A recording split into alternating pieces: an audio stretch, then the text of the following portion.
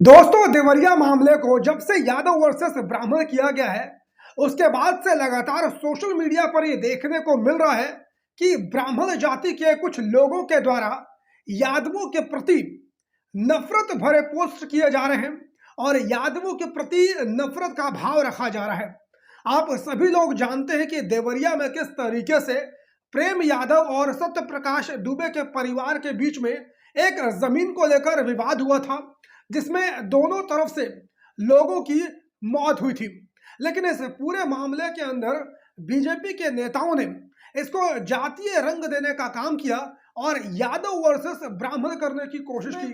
और इसमें पूरी तरीके से जो हमारे देश की गोदी मीडिया है, उसने भी आग में घी डालने का काम किया और उसकी तरफ से भी इस मामले को यादव वर्सेस ब्राह्मण करने की कोशिश की गई, जिसका नतीजा अब ये हो रहा है कि सोशल मीडिया के ऊपर जो ब्राह्मण जाति के लोग हैं, वो यादव जाति के खिलाफ खुलकर नफरत परोसने का काम कर रहे हैं। इस काम में जो ब्राह्मण जाति के अनपढ़ गवार लोग हैं, वो शामिल नहीं है, बल्कि तथाकथित जिन्हें पढ़ा लिखा वर्ग कहा जाता है, वकील कहा जाता है, ऐसे लोग जो ब्राह्मण जाति से आते हैं और वकील वर्ग से आते हैं, इन लोगों के द्वारा सोशल मीडिया के ऊपर यादव समाज के खिलाफ जहरीले पोस्ट किए जा रहे हैं। एक सोशल मीडिया के ऊपर पोस्ट मैंने देखा, इसका नाम था advocate Akhilesh Tripathi. Social media पर इस नाम से इसकी आईडी आप सभी लोगों को मिल जाएगी। ट्विटर के ऊपर मैंने इसकी पोस्ट देखी थी। इसने, आप देखिए किस तरीके से अपनी पोस्ट के अंदर यादवों के प्रति घृणा और यादवों के प्रति नफरत का भाव व्यक्त किया है। और ये सब कुछ जो इस पूरे मामले को यादव वर्सेस ब्राह्मण किया गया, उसके वजह से हो रहा है। सबसे पहले आप देखिए कि ये जो तथाकथित अपने आप को पढ़ा लिखा वर्ग वकील कहता है, ये लोग कितनी घटिया मानसिकता के होते हैं। तो ये लिखता है कि यूपी बिहार के यादवों को छोड़कर दुनिया में बसे सभी हिंदू भाइयों को नवरात्रि की हार्दिक शुभकामनाएं। यादवों को शुभकामनाएं नहीं दूंगा, क्योंकि इन्होंने अयोध्या में राम मंदिर का विरोध करके मुसलमानों के मस्जिद का समर्थन किया। ये काशी मथुरा में भी हिंदुओं के विरोध में और मुसलमानों के समर्थन में खड़े हैं। ये गौ हत्या का भी समर्थन करते हैं। मेरी हिंदुओं के नरसंहार में भी इन्होंने मुसलमानों का समर्थन किया। धारा 370 मामले में भी मुसलमानों का समर्थन करते हैं। यूपी बिहार में इन्हें मुसलमानों का जुड़वा भाई या दूसरा भाई कहा जाता है।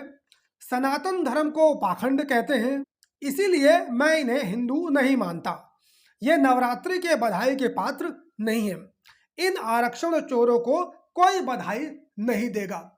तो इस तरह की बात इस ब्राह्मण जाति से आने वाले तथाकथित वकील अखिलेश त्रिपाठी एडवोकेट के द्वारा सोशल मीडिया ट्विटर के ऊपर पोस्ट किया गया।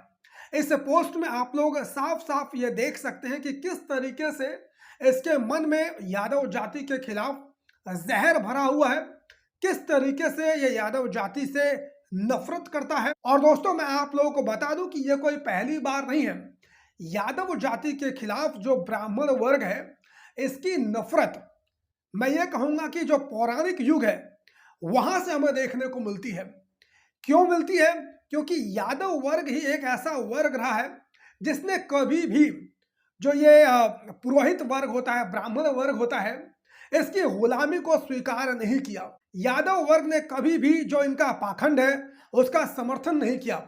इसीलिए दोस्तों देखिए कि इन लोगों ने बड़ी ही चालाकी से, जो भगवान श्री कृष्ण है, यादव जाति से आते थे, उनके खिलाफ ग्रंथों में अनाप शनाप बातें लिखी, उनके चरित्र को हनन करने का काम किया, उन्हें एक बलात्कारी की तरह हमारे ग्रंथों में प्रस्तुत करने का काम इन ब्राह्मण वर्ग के पुरोहितों के द्वारा किया गया।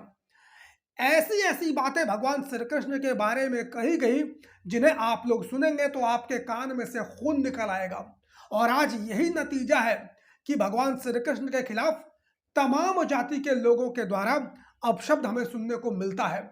इतना ही नहीं दोस्तों, भगवान श्री कृष्ण को इन्हीं ब्राह्मण जाति के जो पुरोहित वर्ग हैं, उनके द्वारा माखन चोर कहा गया। आप खुद सोच कर देखिए दोस्तों, भगवान श्री कृष्ण एक ऐसे परिवार से आते थे जिनके परिवार में हजारों गायें हुआ करती थी। क्या ऐसे परिवार का कोई भी सदस्य दूसरे जगह पर जाकर माखन चोरी कर सकता है?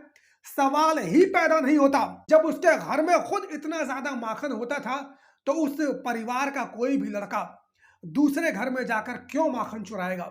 लेकिन ब्राह्मण जाति के जो पुरोहित वर्ग हैं, इन्होंने सिर्फ यादव जाति से होने के वजह से भगवान श्री कृष्ण का पुरजोर चरित्र हनन करने की कोशिश की गई।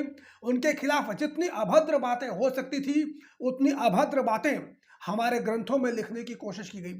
लेकिन भगवान श्री कृष्ण का चरित्र इतना ज्यादा बढ़िया था, भगवान श्री कृष्ण में गुण इतने ज्यादा थे कि चाह कर भी ब्राह्मण वर्ग उनके चरित्र का हनन नहीं कर पाया। जब इन ब्राह्मण वर्ग के लोगों ने देखा कि हम भगवान श्री कृष्ण के चरित्र का हनन नहीं कर सकते हैं, हम भगवान श्री कृष्ण को किसी भी तरीके से अप्रासंगिक समाज में नहीं कर सकते हैं, तो इन लोगों ने क्या किया?